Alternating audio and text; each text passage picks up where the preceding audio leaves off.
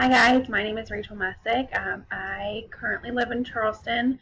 I have lived here most of my life. The only time I've lived away is when I went to Clemson University from about 2012 to 2015.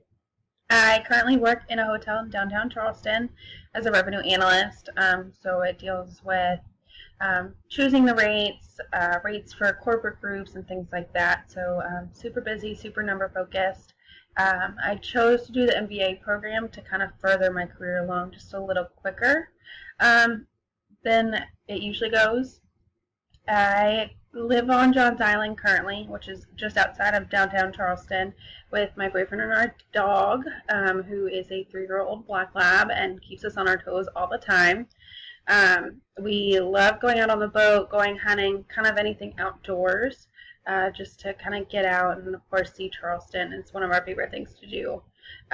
For my 2 truths and a lie, my 3 things would be I hate traveling.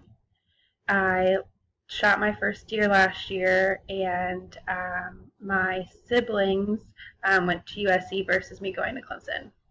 Have a good one. It's good to meet you guys.